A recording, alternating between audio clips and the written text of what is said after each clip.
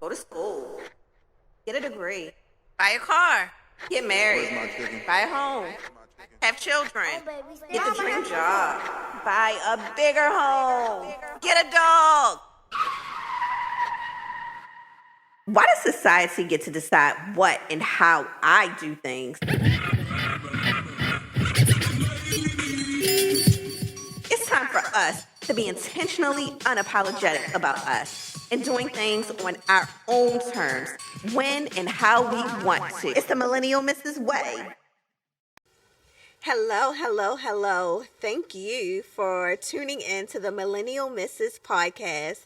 I am your host, Trinae Watson, and I thank you all for tuning in.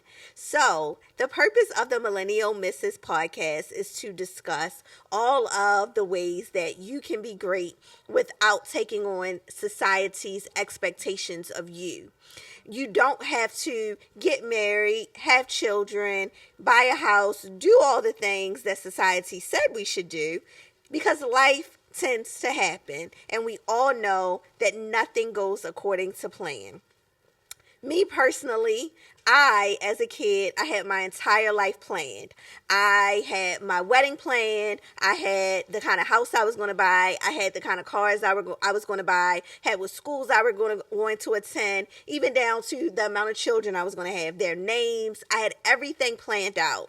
And I don't know about you, but guess what? Life happens. And when life happens, that's an action. It's not just a word. A book is just that. So the book that I had was not actually playing out the way that I expected it to. So I created Millennial Mrs to be encouragement, because for me, I felt all alone. I felt like I was the only one who was failing at life, or failing at this thing called being successful, or being what the American dream set us up to be. And I felt like I had nowhere to turn. So I created this platform for us to be supportive to other women who may be feeling the same way. So today, I am super duper excited, because as a young girl growing up, I grew up in church. I grew up with a couple young ladies, and we did all kinds of fun things that sort of kind of got us here. And we're going to talk about those fun things tonight. But I'm excited because when I came up with the idea for Millennial Mrs, I couldn't think of two people that I wanted to be on this podcast first other than them. They were the first two that I thought of because of some of the things that we have all endured throughout our lives.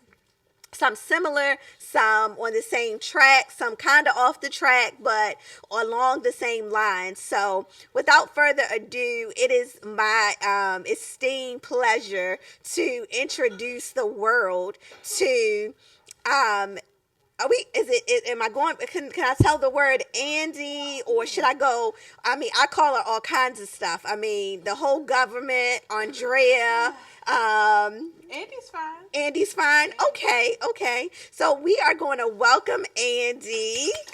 Hi, everybody. And we have Briell here with us. Hi, Briell. So, first, girlfriend's chat. So, this is what happened. We used to go to the same church together. We grew up all together, and we went through our adolescence pretty much all together. We have seen the highest of highs of each other's growing up, and some of the lowest of the lows. They both saw me with my book of dreams. You know how, like, you have a book of possibilities? Well, I had a book of dreams, and they saw that, and they're able to see now. So just sort of kind of want to just jump right into this. Did you guys think that this is where you would be at today? No. Not at all. Tell me not at all. Where are you today in both of your lives? You both can break down where you are, what you do, a little bit about your life. You want me to go first? Yeah. Oh. I'll take the microphone. So, hopefully you guys can hear me. But yeah, so my name is Andrea, formally. but you can call me Andi. I don't know. I'm a founder and executive director of a nonprofit that's arts based in Baltimore City. I'm a wife of an assistant pastor, which was definitely not on my radar. That was not the plan. At all. Far from it. I would actually think that was probably the complete opposite of Trinae with the planning and everything. I was just letting life be life. I did not want to be tied down. I didn't want a husband. I didn't want kids. I didn't want marriage. I wanted to just float and be wherever. And so for me to be as anchored as I am right now in the community, in the church, in all of the things is definitely not something that was on my forecast before. But I'm here, mid-30s, still trying to figure it all out. So I think I'm still trying to decide what my here looks like, because I've evolved. I've changed so much over the years. Right. So I feel like my here is always evolving to something else. So, yeah. Okay. What about you? Yep, that was really good. I am Briell. Okay, so what we not going to do, let me tell you something about this podcast. This is the After 5 podcast. This is the we going to give it real. We not going to sit here and be the super duper cute. I said we going to be, we are. So listen, we're going to the White House for sure, but we are also going to keep it all the way real, because I think it's important for people to know you're not going to always have it put together. So all of that, I am Briell. I'm Briell. I'm Briell. I am a wife, a mother of 3 who I did not think after the first one she would be there, but they are here. I am a mentor by trade, by magnet. People seem to just find me and want to be mentored. That's a blessing, I would assume. Yes. Yes.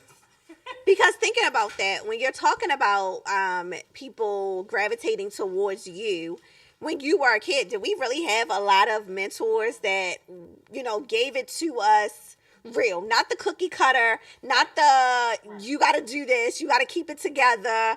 The real life going to hit you, and some things ain't going to go the way you think they going to go. Yeah, no. I will shout out Miss Tanika, though, because she did kind of give us a little taste. She did not open up the whole book. She did the table of contents. So shout out to her for opening that first page. However, yeah, so I mentor, I love on other people's children as much as I possibly can, while still loving on mine in a special way. What else would I do? Oh, I'm a writer. I just knew that I would be somewhere writing. Like, I would be like Oprah with the book club, and we writing, and my motto was, F them kids back then. Before that was a thing. Before F them kids became like a reality, right? Like, that's where it was. It was not. It was footloose and fancy free. We wasn't tied down. I wasn't doing that. I gave me the shape. So, this is a new life, and right now in this moment, I am a beginner. So I have worked a job for 5 years. I am no longer there. So I'm at the beginning stages of what I want to do, where I was supposed, air quotes, supposed to be doing, and identifying that if I was supposed to be doing it, I would have been doing it. So now it's time for me to do the things that I want to do. So. And I think that's very important to highlight, because sometimes we get boggled down with where we thought we were supposed to be, and when it doesn't quite look like what we picture in our minds, and sort of kind of what society told us it's supposed to be. Right. I remember when I was turning 30, I was so depressed, because I felt like, OMG, what do I have to show for anything? Like, I have kids, I have a whole bunch of titles, right? But when it comes down to me, if you take all the titles away, what and who am I? Right. So trying to find your identity underneath all of the titles. I heard both of you guys talk about titles and who you are and where you are. When we take those titles back, who are you? And I'm going to take it to Andi. Who, when we take away all of the titles, who are you? That's a very interesting question. Because I'm still discovering, because I've learned that life experiences have a way of changing your lens and your perspective on so many different things in life. And so without the titles, I feel like I'm just like a ball absorbing and processing. Like I'm constantly just processing and trying to unlearn and relearn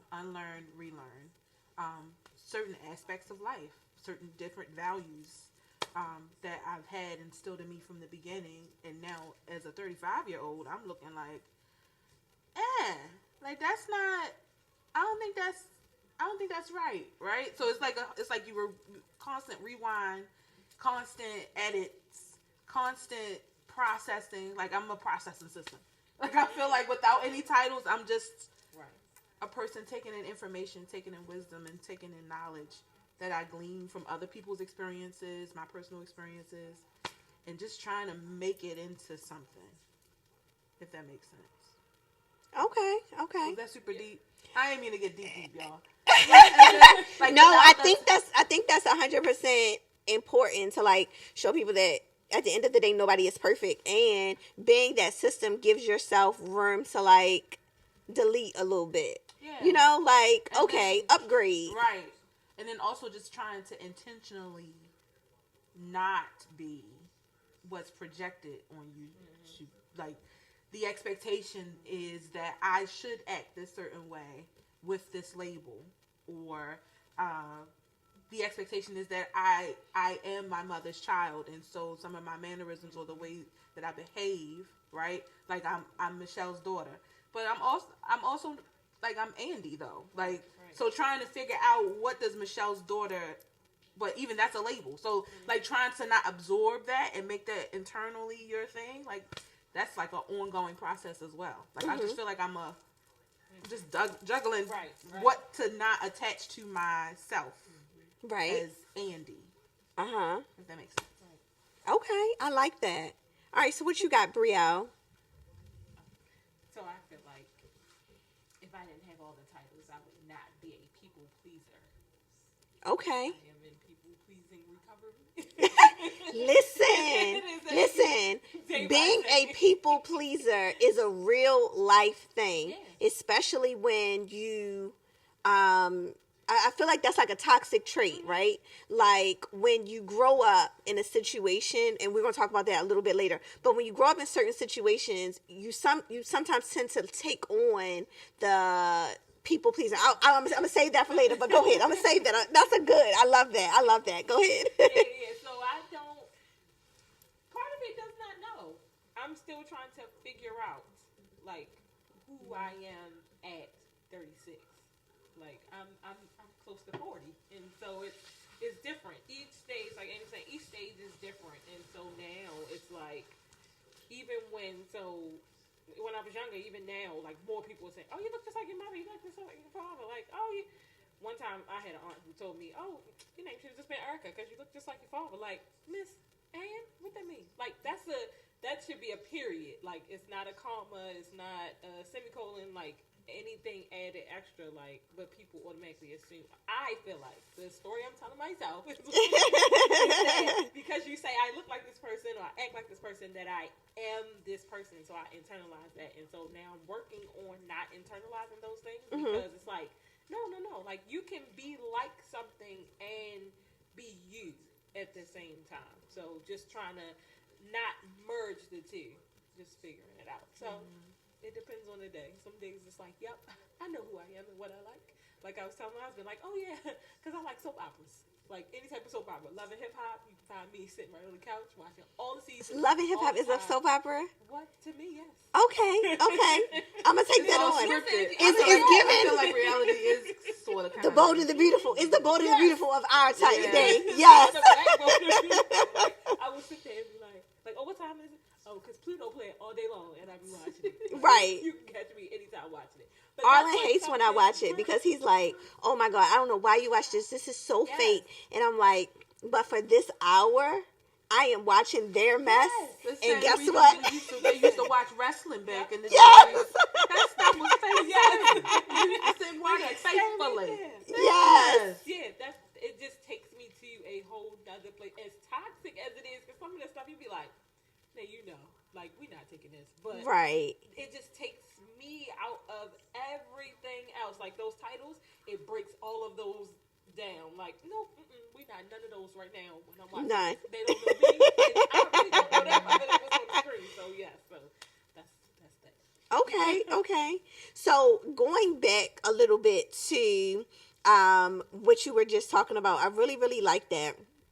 And so I just want to dive deep into some of the stigmas that were placed on us from other people and talking about like breaking some generational curses, breaking some generational toxic behavior. One of the things that all three of us have in common is that we did not grow up with both of our biological parents in the household. For all intents and purposes, we didn't necessarily have a cookie cutter example of what marriage should look like. At least the marriage that we would have wanted to have. And so now, with all of us now being married, I don't know about you all, but for me, a lot of days it's uncharted territory because it's sort of kind of like, okay, yes, I've saw like my grandparents be married a whole long time, right?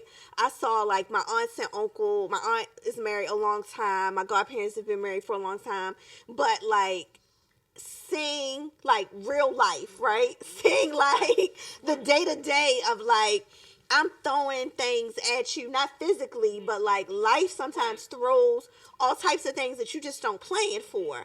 And so it's uncharted territory. So a lot of times, although I had a plan for everything, I found myself realizing I did not have a plan for I had a plan for the wedding. I had a plan for like what that was going to look like, but I didn't have a plan for how it was going to last. Right. So like, and then what that looks like. Right. So We're also not taught that though. No.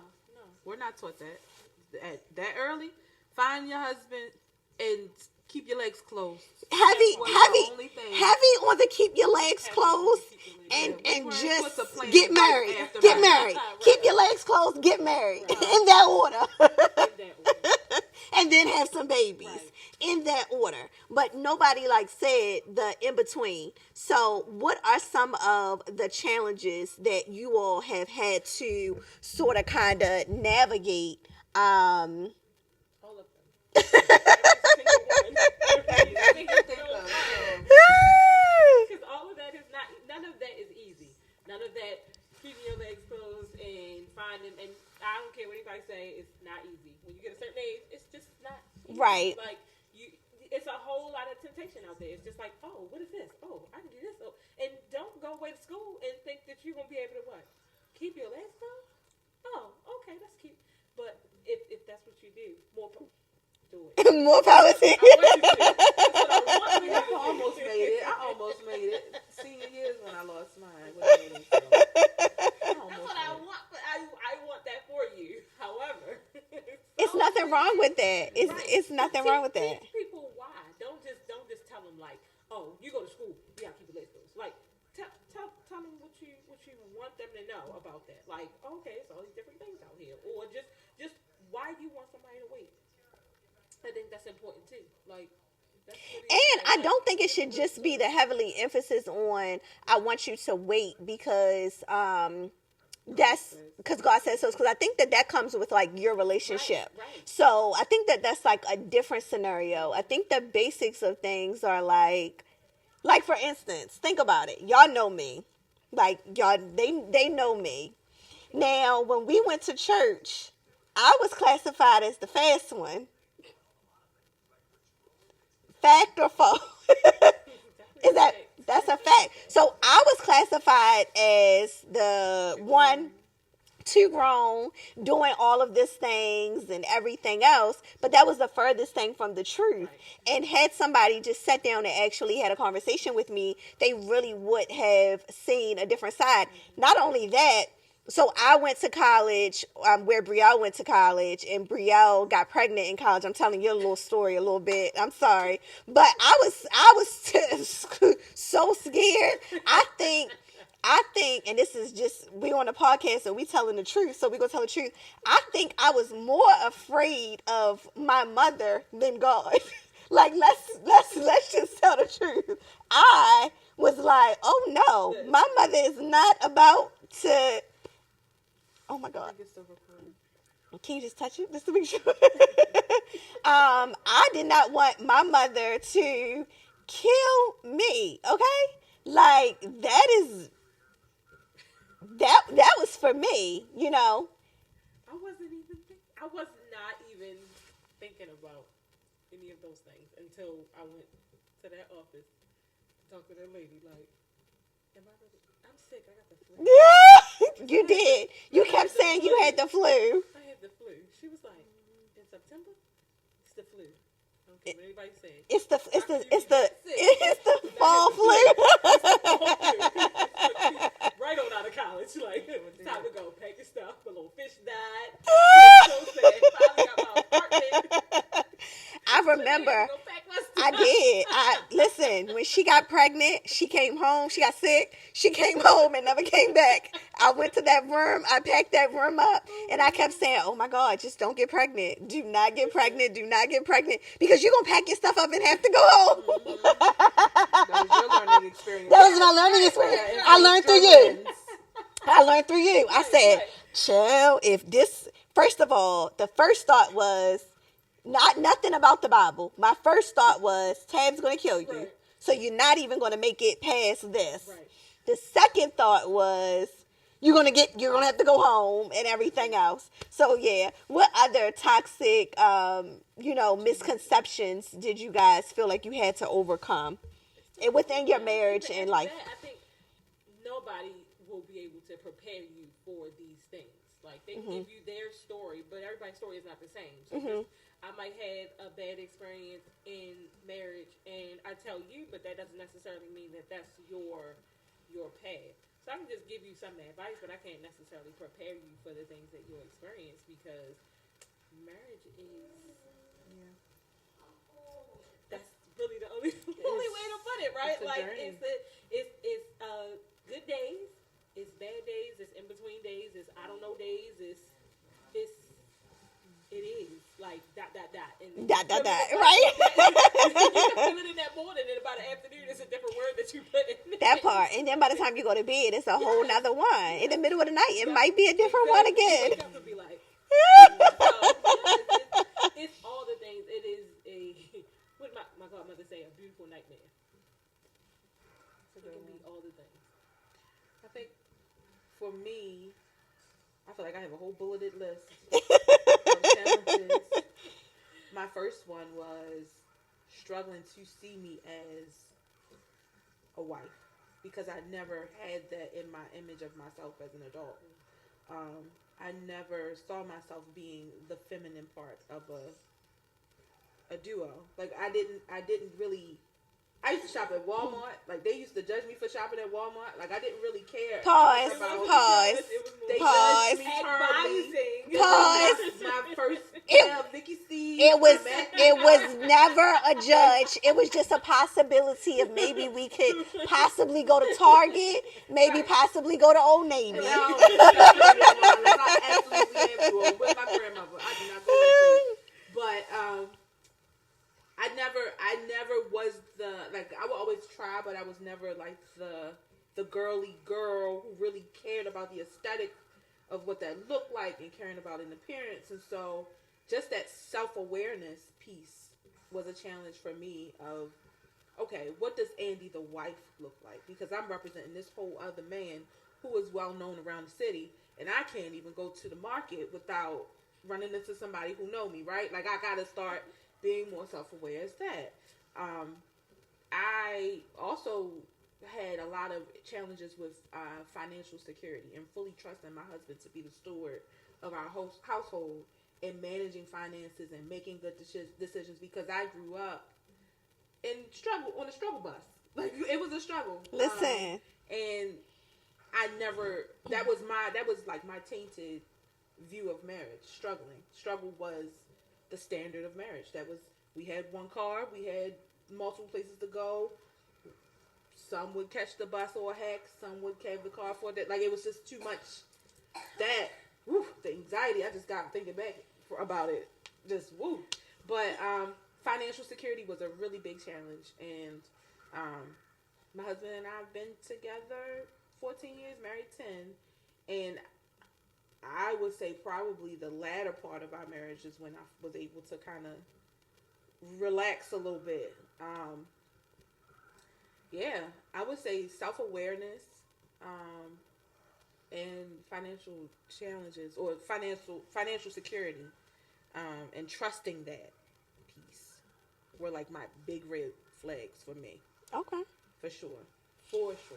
Now, when it comes down to marriage, do you feel that, not to say that you don't love your husband, not to say that you don't want to be married, but do you feel that that was society's expectation of you to get married? I know personally, for me, we were all together, and when it came down to like graduation, I feel like the expectation was high. Absolutely. Yes, for us. After graduation of college? Yes. Like, towards the end of college, it was like, what's happening? I feel like the expectation was high on the radar of, and as much as I am the only child and okay with like standing on my own, when I look back at my younger self, I realize in a lot of ways I did a lot of things based off of like pressure and like based off of what other people thought I should do versus what I should just do. Yeah. And that's not to say that I wouldn't have gotten married, or I didn't want to get married, or I didn't love my husband, or anything like that.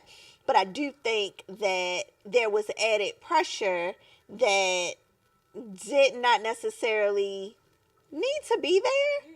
And I think in a lot of ways, I love seeing young people flourish and like live their life and have the ability. One of the things when me and my husband were about to get married, he was really big on the like wanting to like live his life a little bit first. And I looked at it like a insult to me, like a hit to me.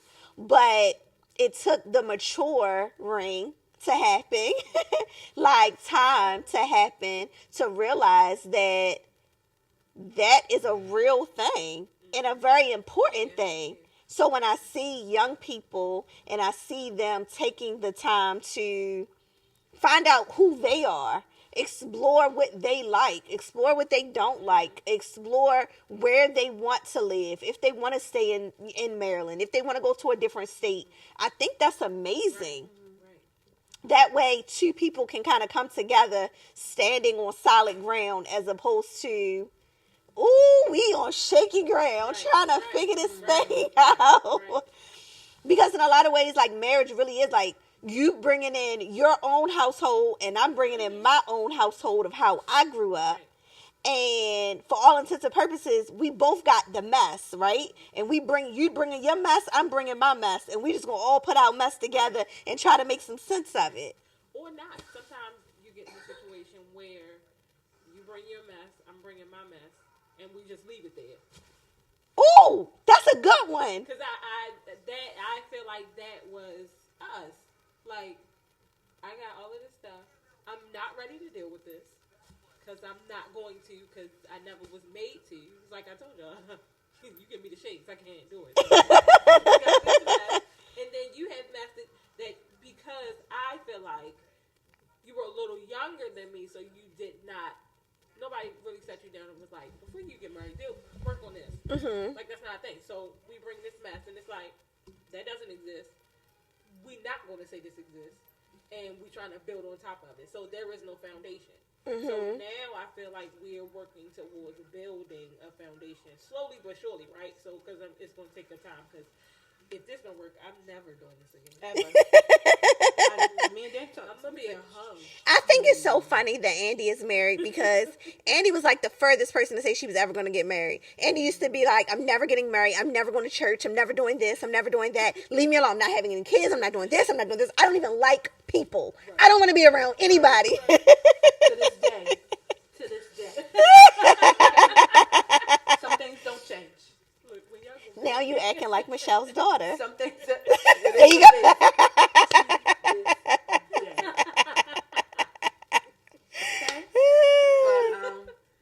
But yeah, I've come a long way. I don't think that I personally had the pressure to get married after graduation. I'll say once I started dating Danny, and because he was a preacher, and because he was a Kennedy, and he was from Gospel Tabernacle, then that pressure came from the other leaders in our church to stick it out and stay with him and all that stuff. But outside of, like, I don't think that if I was in a relationship that would have been there. I think people would have left. Because I was always like one of those, don't touch me. Don't talk to me. Why are you in my face? You know what I mean? Like, so I don't think I would have had the pressure. People, yeah. I don't think, personally, for me. Okay. I don't think I would have either had I not gotten pregnant. Then it was like, oh, okay. Yeah. You gotta get like a whole family. You need a suitable unit. Yeah. You having a baby? As if I can take care of my Because you're bringing a baby in this here church, Right. and the bad thing about it is, like, looking back, no shade to anyone, but like the people that had the highest expectations and like the most to say was a whole hot mess. Like, and not like in a rude way, but like I think sometimes, and that's in life, right? Sometimes we are so boggled down about worried about other people's expectations, and it's like they dealing with their own stuff themselves personally, and they're putting their stuff on you, and you walking around feeling some type of way, and it's like, baby, they still healing from their own stuff. That's where when people put their expectations on you, that's where the people pleasing come from. Like, oh, let me try to do this, let me try to do that. One thing I was not going to try to do was get married to that man I had that baby by. Let me tell you that. No. But still trying to people please in a way, so like I have to push. I got to be the best mother I can be. And not that you don't want to, but like it's got to be, oh, he got to look like this, and he got to dress like this, and he got to be like this, and it's got to be like this, and I got to find this private school, and I got to do this, and and it's like you doing all of these things for all these people that have all of these issues, but they're not showing that. Like, and they're not going to tell you that they have these issues and sit you down and be like, sis, just do the best you can do. And That part. That like, part. Oh, yeah, you want something to that private school? Oh, yeah, how much it costs? Oh, okay, yeah, that's where you need to go. But then when you looking to pay for it, it's like, maybe not. Maybe not. Looking the other way, like, Right. Okay, and it's like, well, It's a whole nother ball game. Yeah. I think like Arlen used to always tell me, you worried about what people think. And I used to be like, I don't care what nobody think. Not me. I don't care what nobody think. But in a lot of ways, I don't think I necessarily cared what people said, but I do think I cared about being validated by people. And I think to a certain extent, that's a little bit different. Like, you can say whatever you want, like, because you're going to talk. What you could never say about me was that I wasn't put together, because one thing, I always came put together. My attitude was bad, but I think my attitude was bad as a defense mechanism of, like, not really being able to be vulnerable around certain people. To me, I don't feel like your attitude was bad. Girl, my attitude was bad. Right. Think about it. We was mad at each other every other week. We all had those bad attitudes. Like, I remember when Andy's grandfather died, and I was not talking to her, and Shalon was like, I think that you should go and say something to her. I said, I'm not saying anything to her. I'm sorry that her grandfather died, but I'll tell you one thing. I know Andy, and Andy's going to be rude, and I'm not for it. I'm going to say a prayer over here, and I'll never forget. I said, you know what? let me just go say something to this girl. And I told her that I was sorry for her, and she was like, thanks. And I don't remember that. It was very... I told y'all I ain't like people. It was just very... And I said, you know what? This is exactly why... I do remember us not speaking. I don't remember treating you that way. I'm sorry. I said, this is exactly why I keep that wall up, and I don't give nobody the opportunity to shade me, because I'm going to shade you before you get a chance, okay? Shut it down. Shut it down. It was at Burnbrook and Church Lane. It was Yes, at Church Lane. I don't remember shutting you down. We was just there. I don't know, something was... Church Lane location. I don't know why we were there. I remember we was on the left-hand side. Granddaddy. She's talking about Granddaddy. Yeah. Yeah, I don't... That was high school. That is hilarious, but yeah, I mean, I think just navigating through other people's expectations, and this is another good one. We all grew up heavily in church. I mean, 3-4 services a Sunday, 7:30, 9:30, 11 o'clock. And if Bishop had to preach out 4 o'clock, we was there, all day long. You're not leaving. Andy and I, we grew up PKs, so we was in church Wednesday for Bible study. All of us was in church Fridays for Hood. Let them have a ministerial staff meeting on Saturday. We was there. Let them have a revival Monday. Thursdays for rehearsal. Tuesdays for dance. Right. So, not to mention the shut-ins and all the things. We grew up heavily in church. And our lives now are, so different. I can't, speaking for me personally, I cannot imagine being in church on Sunday from 7:30 in the morning until 7, 8 o'clock at night. Ain't no way. Ain't no way. So then that comes back into me saying my unlearning and my relearning and my processing information and taking nuggets and watching and observing, and then just having to relearn my entire outlook on what worship looks like, what my relationship with God looks like, how people manipulate people into thinking that God said something when in actuality it was you trying to make a vision come to pass that God did not ordain. Right. All of that stuff, it's just, yes, I could not fathom ever. Every time you do that, I'm going to just say Michelle's daughter. You give it Michelle's daughter. That is just not, it don't take all that. No. I don't think it takes all that. It just don't take all that. But our generation, so I say that with the preface of, and I could be wrong, but this is just my opinion. Our generation of church kids, we love Jesus. Right. It wasn't just that we went to church because our parents were there. We went to church because we genuinely had our personal relationships with God. We genuinely wanted to please God, right? And we had each other in that space too. Right. I think that also made it safe for us when our attitudes were good. The attitudes were always good with at least two. At least two in a bunch would be good. It may not always be 3. All 3 of us wasn't always good, right? Yeah. We didn't. It took some Jesus and holy water and some meditating, but at least 2 of us were always good. So I think for me, realizing, so before COVID, I was I tell everybody, I go to 2 churches. I go to Pastor Joel Osteen, and I go to Bishop T.D. Jakes, right? And I'm a faithful member. I pay tithes. I go, and I'm a faithful member every Sunday. Every Sunday, I get the word. Pastor Joel Osteen sends me the word every day, minus the weekends. He does not on the weekends, but I get a word every day. But I'm a part of the Potter's House.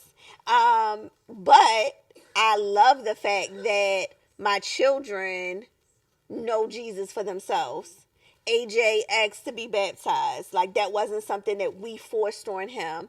That was a decision that he chose to make.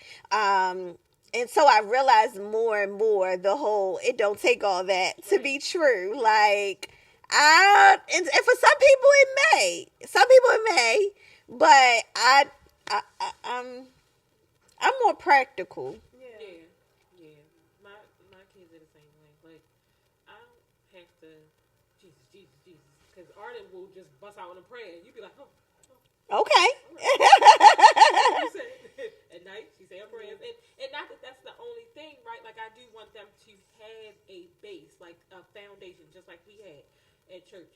However, what I can't do is I'm still working on my attitude. I'm still working on my relationship. Like, that's one of the reasons why I removed myself from church, because I wanted a relationship, just me and God. Like, I could not do me, God, and the church. Like, you require too much of me.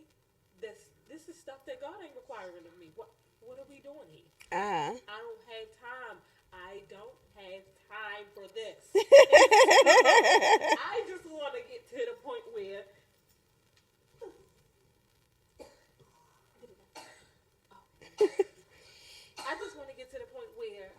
I can find a church that when I step through the door, whenever I step through the door, because it ain't going to be every Sunday. That's just realistic, right? Like, I got to step through. Like, today I mopped the floor. I had not been able to do that.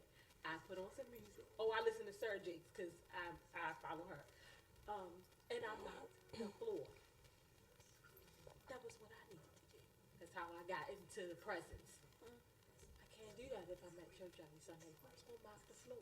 But you notice that, like, with COVID, everybody made it okay to do this whole virtual world. So it was okay when we had COVID. About all of the things concerning the state of worship today. That would be a whole nother podcast. Come up with my scriptures and my bullets and stuff. Not the bullets. At the door asking me where I've been at. That part. None of your business. Don't create the virtual space if you don't intend to use it, or if you create the space and then you get mad for people using it. Like, no, virtual church is a thing. It's not going anywhere. No. There are churches creating meta churches on the metaverse. Mm-hmm. That thing ain't going nowhere. Right. Why? Because people can multitask. Briell can worship and mop. You know what I mean? Like, that is a real life thing. Yes. So amazing. So the other thing about that, though, caveat, I guess you could say, is for those who are beginners, for the babies, the church is much more than a worship experience, right? So my public speaking skills came from going to church and singing on the mic every Sunday. My ability to get up and confidently perform, even with my nerves, came from me being a part of the choir and serving on the music ministry. You know what I'm saying? So I think the church is the most underrated resource when it comes to building self, right? Because it's a space for opportunity. It's a space for healing and worship, but it's also a space for opportunity because you can also develop your leadership skills in church leadership positions. You know what I'm saying? And so while I am an advocate for a virtual church, I think it's a great thing. I think that with balance, it could work, but like, I mean, I feel like I'm a hypocrite right now. I will say I am on a sabbatical right now because I'm just tired. But I feel like there is a part of like going to church that is important if you look at the holistic approach of worship and how it can impact children and people who are trying to find themselves, honor themselves while in relationship with Christ.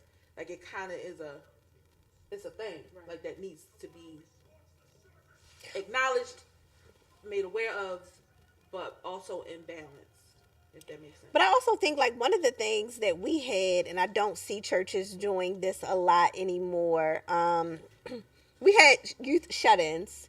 We had youth retreats. Right. Remember, like, the one that we went to? Out at the cabin? Yes. With the blue shirts? Yes. Yeah. I remember those because it was like when we got there, I was like, who, we staying here? Yeah, it was rugged. It was really rugged, and it was definitely not up to like my standards. That was like real like a camp. That was like a camp. It was like a camp, but I think in a lot of ways, even children's church. Y'all remember like children's church, and they used to like break it down into age groups, and we have to go in there and like do lessons. So I think that was very helpful in us in our walk with God, learning certain things and being able to apply that to like everyday life that I don't think they do now. Right. I guess we need a little balance. I'm okay with balance, but just like with a job, you take vacation, right? Right. How about You- vacation? You switch jobs. Like some people have work from home jobs. That part. The world Like- is changing. Right. Everybody's job does not look the same. Everybody is not sitting at a desk doing a 9 to 5. There are a whole lot of different ways that could look. And so what's also happening is that current church leadership, like those people who are in their 60s, their 70s, that's been in that seat for 30 plus years. They don't want to leave that They seat. don't want to leave the seat. They're stagnating, like they're making the growth of the church stagnant because you're not. They want to. They stand on this whole. We can't let the world influence how we run worship. No, culture is culture. Culture influences. We can't be relatable and help create safe spaces and vulnerable spaces. For people to be vulnerable, unless we try to make it a relatable experience. Like TikTok is a thing. Right. TikTok is a big thing. Your church should be on TikTok. Why? Because you can catch the people there. You know what I mean? Catch their attention. Give a little nugget that'll catch them, reel them in, bring them in, and then give them a worship experience that is life changing. You know what I'm saying? That the people that are currently in leadership, they're not open to change. Right. And then they're in these leadership positions. That's also the equivalent of being like a CEO or executive director, but they don't have the skills of an executive director. So they're not able to manage the administrative tasks of running a church. And they expect everybody else to manage. To Y'all fall hear in what line. I'm saying? Let me pass my offering, please, real quick. Because there's so many I things. think that's Change funny. management is a thing. Like I feel like all churches need to be implementing change management right now. Right. Like there's a shift taking place, and if you ain't on that board or you ain't on that boat, you gonna get passed by and your church will close and fold. You know what they with like big businesses. I know an organization that I used to work at. It didn't work, but they used to do a lot of like people coming in to like strategic planning. I think in a lot of ways we should apply that to like in a lot of ways. That's funny. In a lot of ways, we as individuals have to periodically do strategic planning for our lives and kind of going in and seeing what's working, what's not working, what's aligning, and being okay with, like, I remember when, like, again, because I have rejection issues, right? I don't necessarily like that feeling of being rejected. I don't want somebody else to feel like they're rejected either. So sometimes that's where the people pleasing comes in. But when you are doing strategic planning, when people come in, they're not worried about feelings, right? They're like, this is business and this is what needs to work for the entire organization. So I think in a lot of ways, we as individuals have to get back to what works for you as a whole. So I want us to shift gears to talk about motherhood and society's norms on the expectations. When I was a kid, I wanted 6 kids. I wanted 6 children, I think, because I was the only child. And I was bossy, and I needed somebody to boss around, right? Like I would like teach the class, and like the class was like the pillows, and so I wanted 6 children, but in my mind, I had no idea how much 6 children cost, and like I like to travel, so like 6 plane tickets. My bougie kids like to go out the country. Y'all got to go. With 6 kids, we might not can't go. We might have to just ship them off. So listen, the two got me. But even with the 2, I think there were different challenges that I, for one, had never seen. when I had AJ, I dealt with postpartum very, very bad.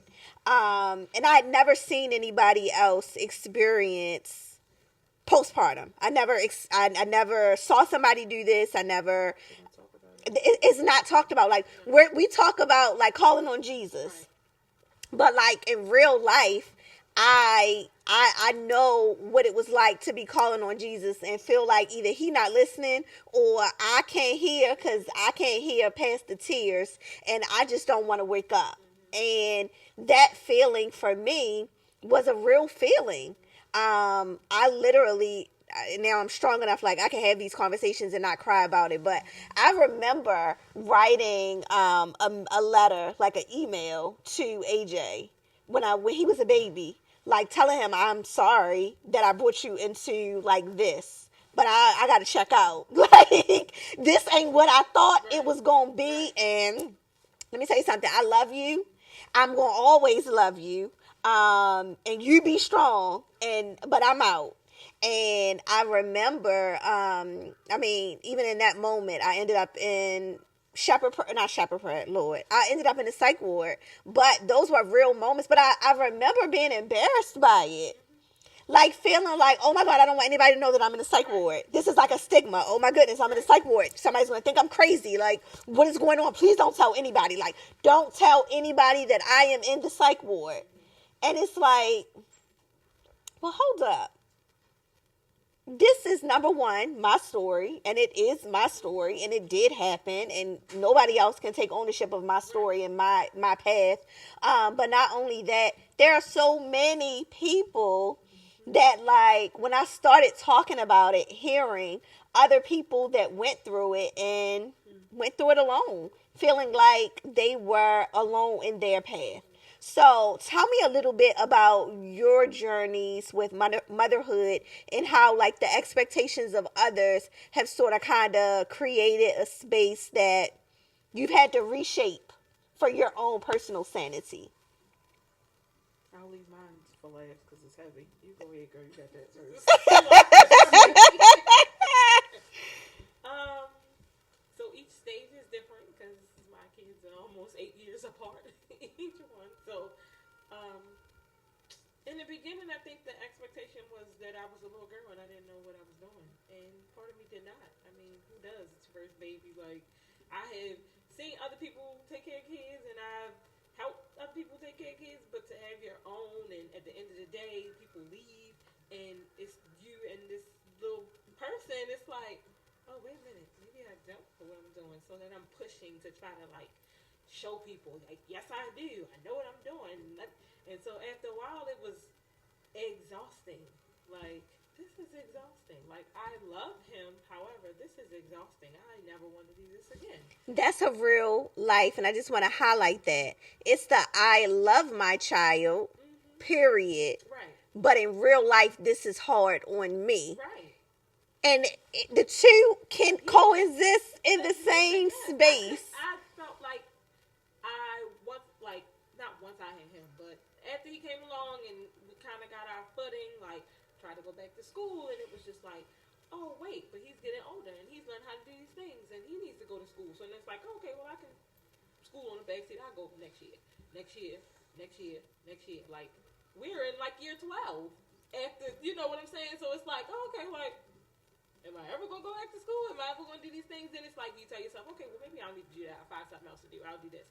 And then other people say, oh, okay, well, you got one kid. When you going to get a husband? Okay. I pray, Lord, send me a husband that can cook. I should have put a comma and added a couple other things. But I get a husband. Okay. Well, when you going to get this husband a baby? Y'all need one more. Then we have one more, and she literally does not go to sleep for 2 years. Like, driving me crazy. Like, her energy is unmatched. I don't care what people say. Like, oh, I got one like it. No, you don't. She is definitely in a league of her own. And so then it's like, okay, we are done. This is perfect. We even get a dog. Like, oh, we got the dog. We good. Then I'm like, oh, I'm going through menopause. So we went from the flu to menopause. What that is called Ladies and gentlemen, that right there is a classic sign denial. of denial, okay? You ever heard of some good denial? It's called menopause, baby. Menopause. I went to the doctor like, I'm sweating, I'm hot, I'm at work. Like, literally, I was typing some notes that I still probably didn't finish to this day. I was like, it was like, I don't know. Menopause. You think? I went to the doctor. She was like, absolutely not. I held on to that for a minute. Like, Andy called me like, you okay? I knew something was off. I couldn't put my finger on it. You okay? I'll call you back. Cry.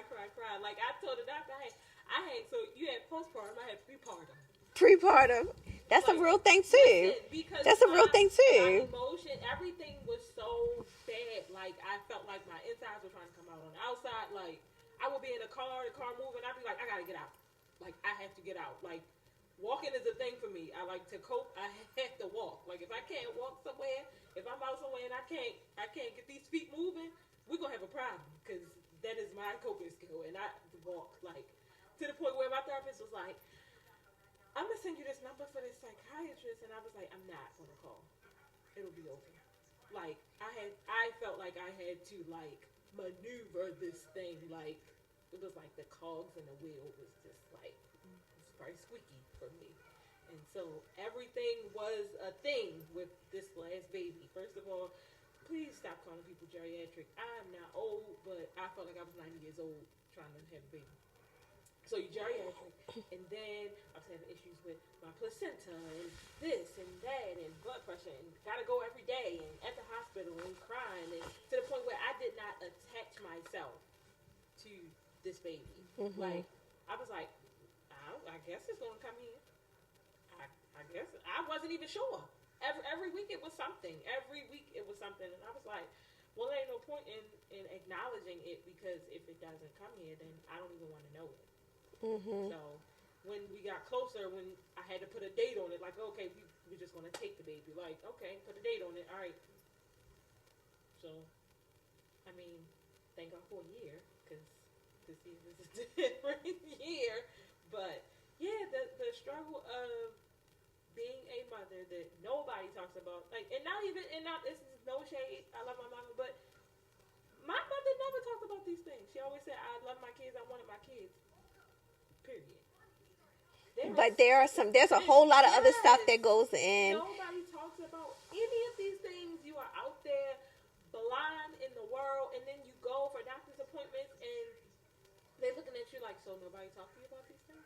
As if this is a culture in the black community. This is not a culture. I don't know about any other community, but in our community, it's not a culture. Nobody is sitting you down and talking to you about, yes, people have babies, they get pregnant. However, that's not a period. That's not an end of a sentence. There are a whole bunch of other trajectories that can happen in the midst of you trying to do this thing.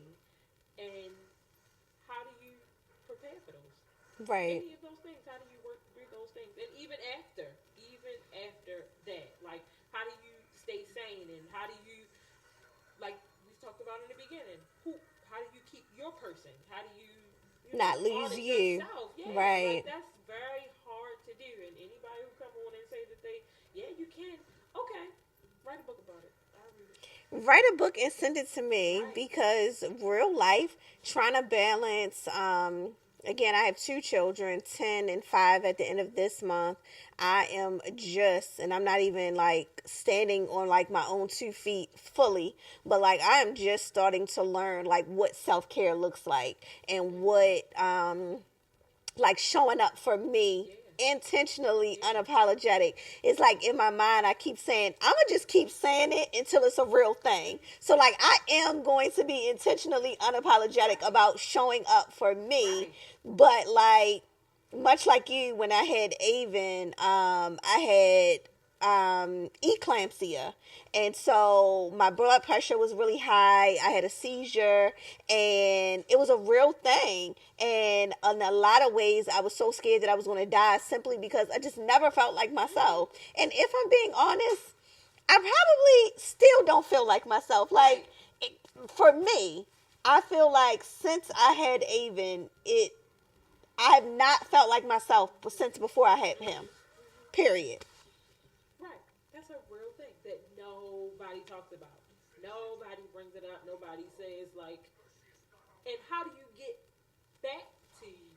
If that's a thing, right? Like that might Or finding the new you. Yeah. What does the new you look like? You know, like that was the end of that stage, and this is a new stage. Okay. So what you have to say, ma'am? I know you got something good to say. Do I? I don't know. I think. Because I want the people to hear. It's like, no. Ooh, I want the people. I want the Um, people to hear too. This is I good. agree. I feel like that we are taught as Christian women that this is the narrative. Once upon a time, you meet a man, blah blah blah blah, and you live happily ever after. You have babies, beautiful babies, because that's God's blessing to your marriage, and that's how that's supposed to go. Not necessarily explaining the fact that even God, in all His sovereignty, there are some things that you just will never. God is that big, right? Like, it's so complex. We can't put a slap a narrative on how life is supposed to go, and just think that that's how God works, right? Like, I can't. This is the plan. That's not God's plan. That's not how that's going to align. So a little, I guess, backstory. For those who don't know me, I am an angel mom of 3. I lost my first in June 2017.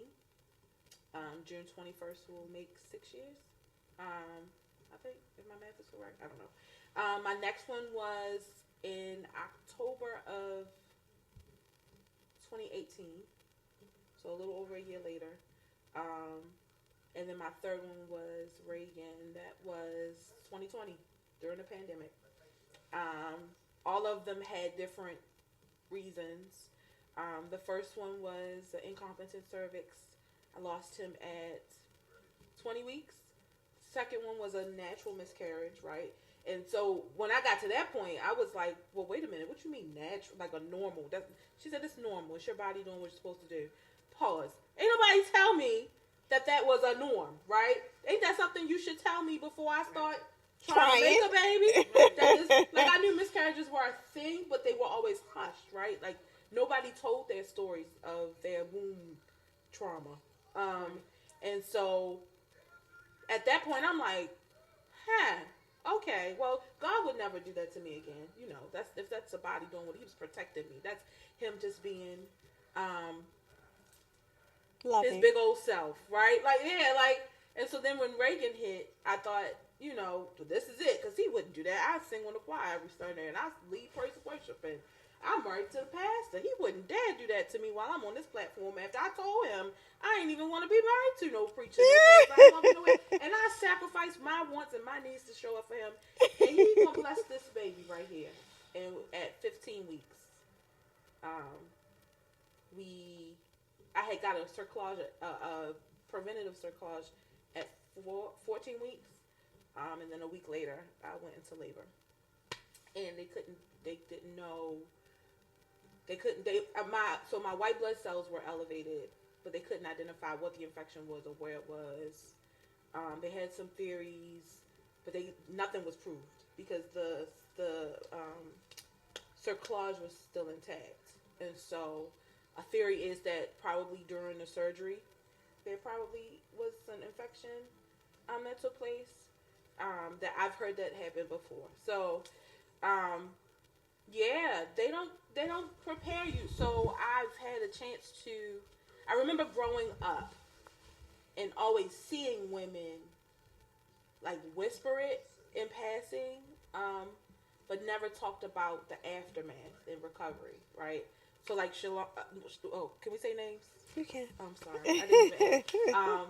Trinae's godmom, Miss Shalon, that's one journey that I can say that I'm very grateful that I was able to see. I feel like they were very transparent with their journey when we were kids. We had to have been in like maybe elementary school, middle.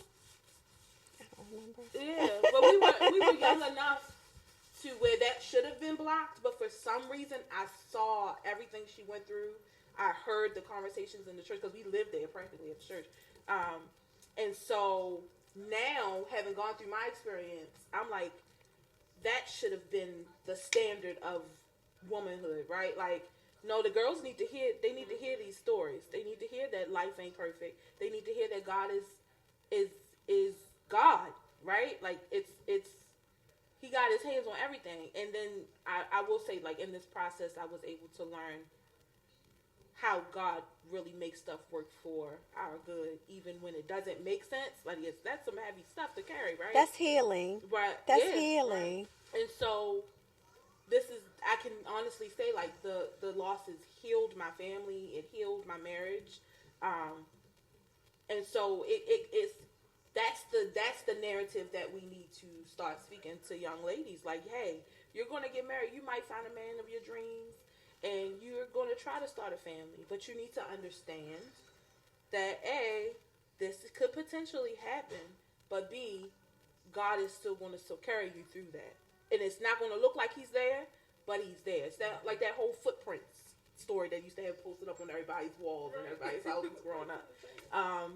He's still there, and when you see that one set of footprints, that's him carrying you through it. When I was in it, what? I was calling God every kind of name in the book, okay? But that's real. Listen. They don't talk about that. Like, I feel like in life, we were taught like, oh my goodness, you can't go to God and tell him that you're mad. Yeah, no, that's not the God that I serve. Because deep down inside, he know my heart. So because he know my heart, he going to have to know that I'm mad and this ain't what we talked about. Right. And like, we talked about this plan, and he done went and did a whole nother thing, and that ain't what we talked about. So we got to go back to the strategic planning meeting. Meet me in the office. Yeah, and it's also like a secret society, because after I started losing them, all these women, me too. This was my story, me too. And it's like, you feel like you're going through this alone, but then you're like, well, dang, who hasn't had a miscarriage? Mm-hmm. Who hasn't struggled with infertility? Why aren't we making spaces for this to be talked about on shut-ins or on retreats, where we have these young ladies in spaces like that? But yeah, that's my journey. I'm able to articulate it more now with less tears. I have my moments, especially during this period of time, because Reagan's was May. Did I say May? Reagan's birthday? Reagan's was May 21st. So from May to June 21st, and then the middle baby's due date was June 19th. So this span of time is very touchy, right? And then the other thing with my experience is the church is not a safe space, right? So I'm saying we should have these conversations, but the reality is that not everybody is able to manage broken people in those spaces. Right. And we have these people in church leadership who are not qualified to manage people, especially in that vulnerable state. Right. And so, yes, we want to see the change happen, but we need to make sure we got the supports in place to brace what comes after having those conversations too. I think it's important to like when I was a kid, I used to say whatever I wanted out of my mouth. That's why some people ain't like me, because I would just say what I wanted out of my mouth. But grace has changed that. Like, amen. Grace is sufficient, right? So when I think about grace and all that it encompasses, I think that we all as adults have to look at the things that we say and be a little bit more cognizant of how we approach people and how we approach certain topics. And instead of looking at people saying things like, when are you going to have some children? Change the narrative. That should not be a topic or a question that you ask a new couple, or just a lady, period. That's not something. Pregnant, period. Right. It's just not a question that you should ask. And then like the other question, after something bad happens, well, when are y'all going to try again? When I feel like it. Get out my face. Don't ask me when I'm trying again, because right now I don't even know if I want to try. Like, give me space to breathe. Because the flip side side of that is when you're in that space, I became a very bitter person in that space. And I recognized I was bitter leading up to that space. And I honestly think that needed to be healed and fixed and tweaked before I move forward to whatever Speak on that. God has for me, right? Because I wouldn't appreciate it if I was the former Andi. So, I mean, even going back to how y'all said, like, I don't think there's going back. I think once, whatever that process of bearing life, however that looks, like, you're never the same. And I think people underestimate the power of the womb and what it holds and what it carries. But I did want to speak on that. I lost my train of thought. What was I saying? People, what they say. People, what they say. Watching what people say. Oh, Lord, I'm sorry. I thought. I don't know. It's gone. But it's good. You want people to watch what they say, respect what they say. You said you got healed through my bitterness. It was really dark. Yes. And so no matter what people would say to me, right, I would receive it in a negative space anyway, just because that was my lens. But also, I just didn't want to hear the holy stuff. Like, people don't respect boundaries either. God knows best, baby. God knows best. Right. Don't come say that to me. She came up. I was getting ready to lead praise and worship. It was literally, the clock was counting down to service starting. She came up to the pulpit. Come here. Now, mind you, this is like the 6th run-in I had with her. I said, if you're about to say anything about pregnancy, my womb, me being pregnant, I ain't got time today. We're not talking about it right now. Like, I had to shut her down in the sanctuary because people don't respect boundaries. Why are you so pressed to be the voice of God and try to be a prophet and try to speak? I appreciate you speaking life. Speak life over there in the corner, back by the elevator, by the front door. Keep it to yourself. I don't need to know that you're praying for me. Just keep praying. I feel it. I'm here, ain't I? Because I could have stayed home. In the bed. And mopped. You just got to be, you don't know what space that person, and with grief, just in any situation. Like, you just don't know, because people could be grieving, those who don't have kids, they could be grieving the fact that they found out that they can't bear children. You don't know what people's stories are. And so if you ballsy enough to come approach me, be ready to receive what I got to give back. Right. Too. You know what I'm saying? That part. But also don't judge me because I'm responding to your trigger. Like, you triggered me. And so if I come back and say something out of pocket, air quotes, you deserved it, in my opinion. Like, I could go on for days. No, I definitely think that that's good. I think as society, we have to create space for women to be, and that is whatever they want it to be. Meaning, there are some women that have gone through the path that Andi has gone and have decided they don't want to try anymore. And that is okay. That is their choice. That is their choice. I'm going to repeat it again. That is their choice. Society has no right to say that they have to do it one way or another. That's why a lot of people have done like other options, whether it's surrogacy or adoption. There are other ways to do this. So last question before we wrap it up, and this has been great. If you could go back to your 18-year-old self, what would the advice be for 18-year-old Briell? Well, she just did it, so I threw the ball back to you. Probably so many different things I probably would tell myself. Go to school where you want to go to school at, or not. I thought about this the other day too. That's a good one. Or not. Or not.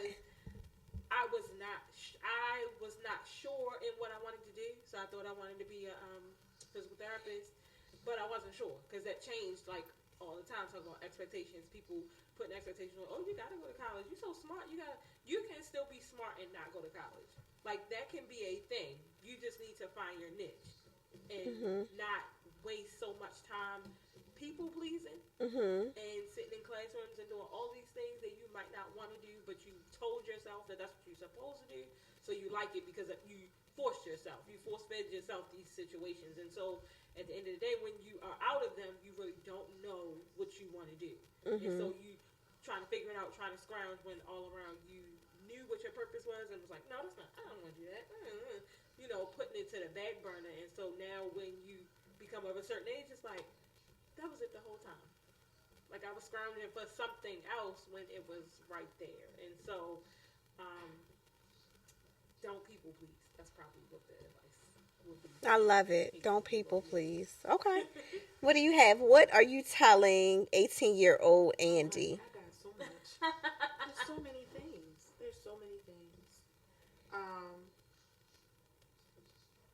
I think the first thing will probably be your mom is doing the best she can with what she got. That was one of the most tainted relationships and most impactful relationships that influenced a lot of my decision making. And it caused me to create these false truths of abandonment and all of the things. Honestly, my mother was trying to figure it out while hormones were a thing. Like, that's another thing that the whole postpartum thing, but even just transitioning through your 30s and heading towards menopause, like how candid can we be? My hormones, my mood swings are so extreme right before my period starts. And I'm like, yo, if my mother was going through this while raising 3 kids and had a whole husband and church drama, Grace. you know what, Ma? I'm so sorry I didn't give you more grace then. You know what I mean? And so just trying to navigate that space without even fully learning yourself either, right? So she has her unprocessed trauma that she wasn't given space to process either. And so I would tell 18-year-old Andi, give her grace. The other thing is that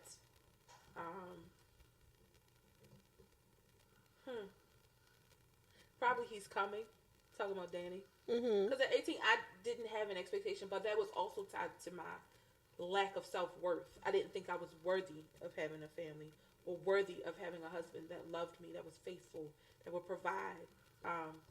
And that, I think, also contributed to my attitude of, like, not wanting to be anchored or not wanting to be here, or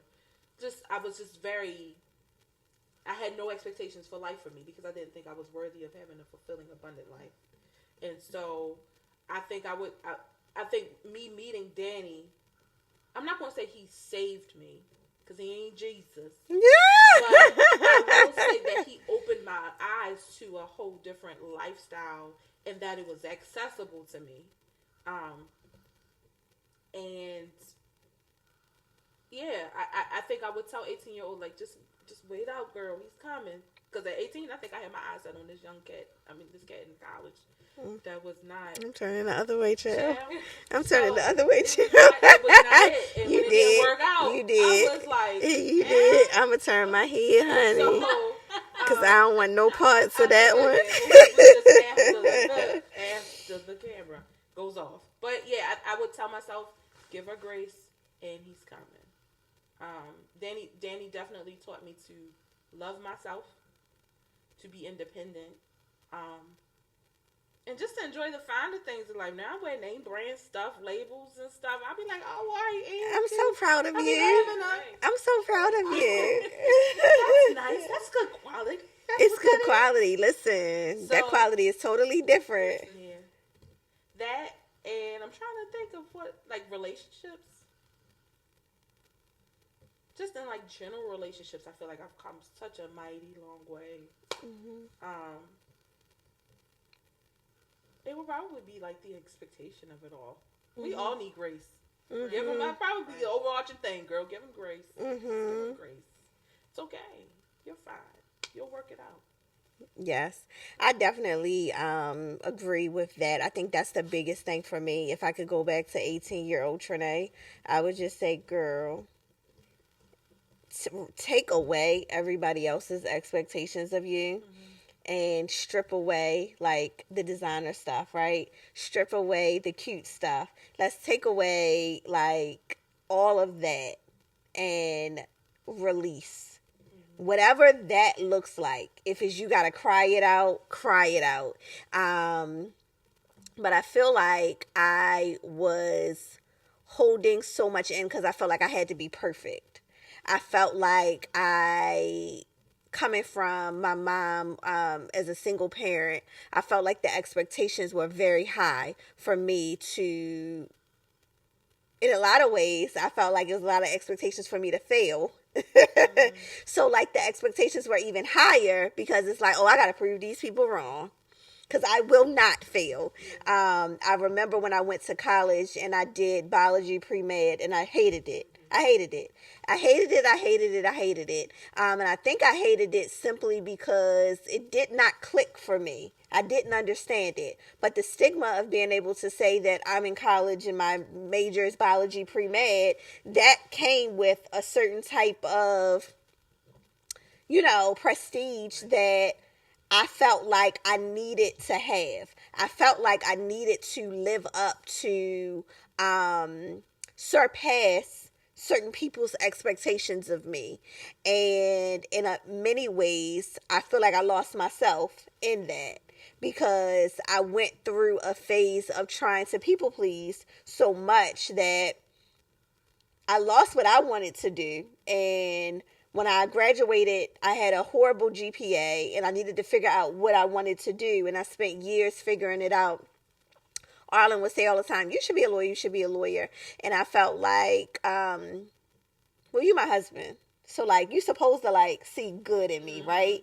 And pump me up. If don't nobody else pump me up, you supposed to pump me up, though, right? Pump me up. But I feel like me personally, I didn't necessarily see that I could do that. How am I going to do this? And now I'm doing that. So I think the biggest advice is just give yourself grace. It's okay to fail. It's okay not to be perfect. The same people that you are trying to be perfect for, baby, they crying themselves to sleep. Trust me.